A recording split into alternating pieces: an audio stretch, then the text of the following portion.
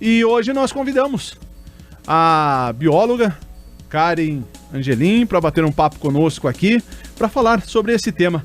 Bom dia, Karen, seja bem-vinda. Muito obrigado por aceitar o nosso convite. Imagina, bom dia. Obrigado você pelo convite. Fico muito honrada. Karen, você que luta dia a dia, conhece bem profundo, né, esse tema. Principalmente os problemas. Meio ambiente, se não for preservado, vamos sofrer muito no futuro, né? O que eu costumo dizer, Toninho, é o seguinte. A gente tem o costume de entender que o meio ambiente está longe, né? Não pensar no meio ambiente ao nosso redor, por exemplo, o meio ambiente de Capivari. A gente pensa em aquecimento global, pensa em derretimento de geleiras, pensa na Amazônia e esquece de pensar aqui na nossa cidade, né? No nosso município. É isso que a gente tem trabalhado com as crianças nas escolas, né? O pensar em Capivari, o pensar no nosso meio ambiente, na nossa fauna, na nossa flora. E como pensar em Capivari? Porque tem muitas pessoas que falam assim, mas a situação tá lá na Amazônia, mas a pessoa, em vez de levar o seu entulho, o seu descarte no ecoponto, prefere deixar em meio a um canavial, a uma mata que temos ainda aqui em Capivari, né? Essa é a principal dificuldade, fazer as pessoas entenderem que o impacto das nossas ações nos atinge diretamente, né? A questão de cortar árvores, da perda da biodiversidade, do lixo que é descartado de forma incorreta, ele vai impactar a nossa vida de forma direta, né? Principalmente nós aqui de Capivari também, né? Não só derretimento de geleiras, não só rios muito poluídos como o Tietê. Se você pegar um entulho e jogar na área rural, por exemplo, num buraco que tiver lá no meio da cana, isso vai te impactar, né? Pode contaminar lençol freático e quem vai beber essa água é você. E também eu acho que é interessante a gente discutir o fato da relação entre o meio ambiente e a sustentabilidade, né? Sim. Hoje em dia a sustentabilidade tem sido foco, né? Inclusive dentro de empresas com as ações ESG, que é ambiental, de governança e de social, né? Então você vê a questão da sustentabilidade... Porque direto ou indiretamente depende, né, do meio ambiente. Muito. Na verdade. E fazer as pessoas terem a noção disso, ter essa consciência de que a sustentabilidade ela vai além, ela impacta nossas vidas. Por exemplo, uma empresa que ao resfriar suas máquinas não reaproveita essa água, lança essa água ainda quente no rio, vai causar a mortandade de todos os animais que vivem ali, causa um desequilíbrio ecológico. E esse desequilíbrio vai impactar a nossa vida. Por quê? Porque nós estamos diretamente relacionados com a qualidade, por exemplo, do nosso rio Capivari. Olha as cheias que acontecem, né? Esse rio poluído, ele sobe e alaga a cidade inteira. A invasão da mata ciliar faz com que a APP, que é a área de proteção permanente desse rio, né, ela fique cada vez menor, as pessoas moram cada vez mais próximas ao rio, e quando enche tudo. Então nós somos completamente impactados na nossa vida, diretamente, com as nossas ações não sustentáveis.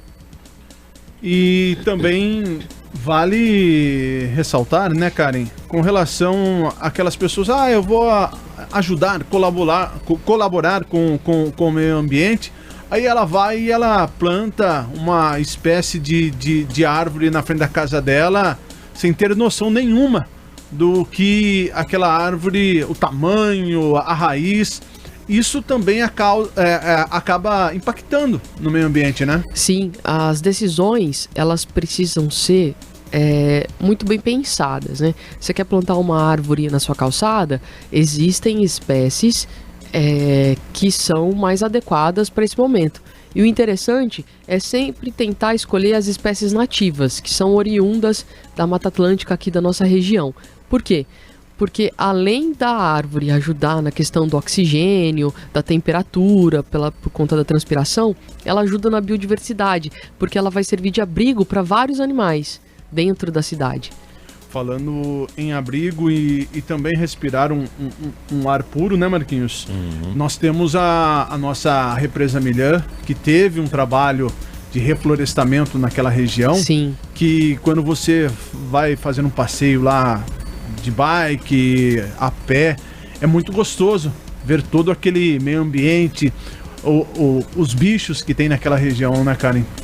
Que isso marca muito o que podemos fazer para o meio ambiente, né? Sim, em relação, por exemplo, a essa conscientização mesmo, né? Você chegar perto do meio ambiente e você ter essa consciência.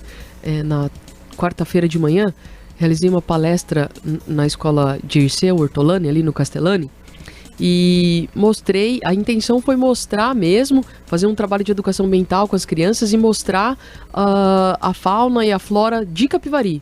Por exemplo, muitos não sabiam que aqui a gente tem onça parda, né? Aliás, temos muitas onças aqui, coati, mão pelada e vários outros animais. E as crianças, quando elas começam a ver todos esses animais, elas ficam abismadas, né? E isso motiva a conservação.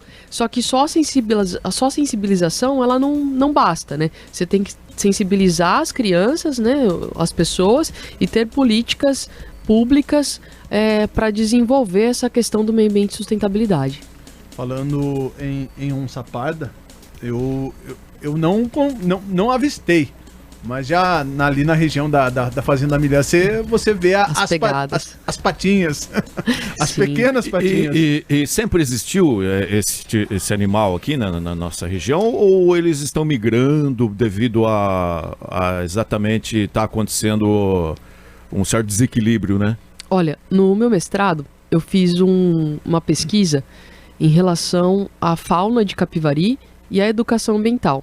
Então, eu montei um espaço educador, que era um espaço com animais taxidermizados, que eu encontrei aqui. Né? Nessa pesquisa, eu fiquei abismada com o tanto de onça parda que eu encontrei. Isso tem uma explicação por conta do alto número de capivaras que temos, né? As onças, elas se alimentam das capivaras. Então, como a gente tem muita capivara, a gente tem muito alimento, muita área para ela andar e tem bastante onça. E elas aprenderam, né, a andar entre os carreadores de cana, elas passam no meio da cana. Agora, um animal que eu não esperava encontrar e encontrei, fiquei muito feliz quando encontrei, é o gato mourisco. É um primo da onça parda, é um gato, parece do tamanho mais ou menos de um pastor alemão, assim, um pouco menor que um pastor alemão. Ele é grande, bonito e é muito difícil de encontrar, um animal muito arisco, você não encontra por aí. Eu encontrei fezes, coletei essas fezes e fiz a análise do pelo nas fezes. E aí encontrei o pelo do gato mourisco. É um animal que eu não esperava encontrar por aqui. Tamanduá-bandeira, também não esperava encontrar, encontrei. Zorrilho, que é como se fosse parece um porco-espinho, mas é mais característico de cerrado. Não esperava encontrar por aqui, encontrei. Você embrenha na mata aí e vai imaginando o que pode encontrar ali, né? Sim, e o mais engraçado é que quando eu montei esse espaço educador, né, eu montei numa escola e as crianças começaram a interagir nessa tentativa mesmo de fazer essa conscientização sobre o meio ambiente, né, sobre como o desmatamento impacta ao nosso redor. E aí, as crianças começaram a interagir, principalmente as que moram em sítio, dos animais que eles encontram, né? Do que eles encontram diariamente, e a gente não tem noção. Agora, o fato de não termos mais a queima da cana aqui em nossa região, você acha que também ajuda a esses animais poderem sobreviver de uma forma mais... Muito. Porque às vezes atrás, né, que se queimava a cana, se o animal tivesse ali no meio, ele era praticamente virar churrasco, né? Essa minha pesquisa do mestrado começou com um caso que aconteceu de um acidente de uma máquina que faz a colheita da cana-de-açúcar. A onça, ela tinha montado o ninho dela, né, com os filhotes, no meio da cana. E aí, quando a máquina passou para fazer a colheita, ela atropelou. Ela atropelou um filhote que ficou bem machucado e a outra filhotinha ficou paralisada de medo. Não chegou a machucar ela, mas ela travou de medo. A onça-mãe pegou um filhote e saiu correndo, né? E aí esses dois filhotes, eles foram conseguiram recuperá-los. Hoje moram num zoológico, o nome deles é Pitã e Raquel. Olha que história bonita, né? Foi aqui Quer na dizer, nossa... bonita sim, pelo fato de ter conseguido... Foi aqui em Capivari. É? Pitã e Raquel. E o Pitã, que foi atropelado, né? O macho que foi atropelado, fez várias cirurgias e hoje, assim, ele tá bem. Eles vivem bem, assim, numa área de proteção, assim, no zoológico, mas eles não ficam à mostra, né? Eles ficam na mata. Uhum. E a gente nem sabe, né? A gente nem sabe. E essa questão da queimada da cana, por exemplo, vai ser essencial para a conservação, né, desses animais, porque dá tempo deles correrem. Que nesse caso aí, né, que teve esse problema, foi meio que isolado, né? E a mãe sobreviveu, a mãe sobreviveu, conseguiu resgatar um filhote, né, e os outros 2 conseguiram sobreviver, passaram por cirurgia e tal, mas conseguiram sobreviver. Se tivesse sido com fogo, teria matado todo mundo. Exato. Então vale ressaltar, Karen, com relação ao plantio de árvores de calçada, porque senão a gente acaba virando uma selva de pedra, igual é conhecida a capital paulista, São Paulo, né? Sim, eu mostrei uma foto para as crianças na quarta-feira de manhã, foi muito interessante. Eu mostrei uma foto da nossa Rua 15, sem árvore nenhuma, no sol do meio-dia, assim, muito calor. E mostrei uma foto de uma rua que eu peguei no Google mesmo, bem arborizada. Aí eu perguntei pra eles, tem floresta aqui? Aí na rua arborizada eles falaram, tem, tá cheio de árvore. Aí eu falei, ué, mas tem carro? Como que tem carro na floresta? Onde será que é mais gostoso andar? Onde será que eu vou encontrar mais animal? Né? Será que a gente consegue coexistir com a natureza? Esse é o grande X da questão pra mim. E acredito muito na educação ambiental. Acho que se trabalharmos isso com as crianças, as decisões futuras vão levar em consideração o quesito sustentabilidade. Eu acho que com esse recado conseguimos ter um norte, né, Marquinhos? Que está nas mãos das nossas crianças, né? Sim, eu acredito. Não só isso, tudo praticamente, né? Por Sim. isso que a educação é o básico, né? Que deveria realmente ser Sim. prioridade em tudo, né? Eu comecei minha trajetória no meio ambiente como diretora de meio ambiente, na diretoria de meio ambiente aqui do município. E aí, quando eu vi que realmente para mudar as coisas, precisa da educação ambiental. Aí eu fui para educação. A gente precisa disso. E eu me lembro no primário, quando eu estudei até a 8ª série no Augusto Castanho, nossa, e uma das matérias que eu tirava 10 direto era ciências. Ah, a criançada adora. É uma matéria que, não sei, depende também da pessoa, né? Tem uns que vai pra área mais da matemática, da física, mas eu nessa área aí de humanas, né? Saúde, né? Por aí. Então, enfim. Karen, pra gente finalizar então esse bate-papo na manhã dessa sexta-feira, deixa um recadinho aí para os nossos ouvintes com relação ao meio ambiente. Olha, se eu pudesse implorar para que as pessoas mantessem as árvores nas calçadas, não aprisionassem aves e tivesse mesmo algumas decisões, por exemplo, vai ao supermercado, será que precisa de tudo isso de sacola? Será que você não pode comprar coisas com menos embalagem? Não temos ainda, né, coleta seletiva no nosso município, mas estamos trabalhando para conseguir. Eu sei que a prefeitura está trabalhando para isso, inclusive junto com o setor da educação, que é onde eu trabalho, para que a gente comece a questão da coleta seletiva, mas existem vários catadores informais por aí, né?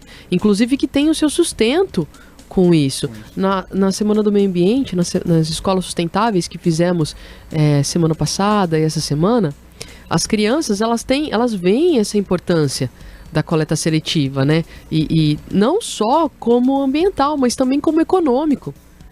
Vários alunos, eles têm essa noção de quanto custa a latinha para poder vender, para comprar ali alguma coisa. E já que você tocou no assunto prefeitura, só fazendo uma observação que me chamou a atenção, inclusive na semana passada, é o fato desse novo ecoponto aqui da prefeitura que foi Maravilhoso. instalado. Essa semana. Desculpa, essa semana. Maravilhoso. Que me chamou a atenção o ponto de ter ali um lugar que você pode descartar eletrônicos, que antes a gente praticamente não sabia Não onde tinha. que você, né? Uma Isso. pilha, Óleo de cozinha também. óleo de cozinha. Óleo de cozinha, eletrônicos, esse ecoponto, esse novo ecoponto, acredito eu que é um marco para Capivari. É um marco. Onde você pode pegar, por exemplo, sei lá, televisores, pilha, bateria, coisas que você não sabia onde descartar, que você ia jogar no lixo comum, ou, infelizmente, o que muitas pessoas fazem no meio do mato, por aí. Exato, a gente encontrava bastante, né? Você pode pegar e levar lá. Só que, para que isso aconteça, de novo, a gente entra na questão da educação ambiental. Você precisa ensinar as pessoas. E eu acredito muito nas crianças. Porque uma criança que vê você jogando alguma coisinha por aí, se ela aprendeu ali na escola que isso não pode, ela vai te chamar a atenção. Ela vai chamar a sua atenção. Aonde você estiver. E Isso. você pode passar vergonha. é isso. Então eu acredito muito nas crianças quando o assunto é sustentabilidade. Eu coloco 100% daquilo que eu acredito nisso. E eu acho que um ponto que muita gente, eu acho que vai nessa, é o fato de, mas eu só é só um pouquinho disso aqui que eu vou descartar. Isso aqui não vai Não dá fazer nada, diferença nenhuma, porque é só um pouquinho aqui, aí um pouquinho aqui, um pouquinho meu, um pouquinho do outro, porque acaba se tornando um E uma vez, conversando com as crianças mesmo, eu cheguei a uma conclusão, dando aula de ciências. O assunto, inclusive, era sustentabilidade.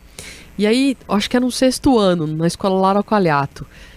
Dando aula, aí a gente chegou a uma conclusão. Não existe jogar fora. Porque todos vivemos no mesmo mundo. Você pode jogar fora da sua casa, mas você não joga fora do planeta Terra, você não joga fora do seu município. Então não existe jogar fora. Isso vai voltar.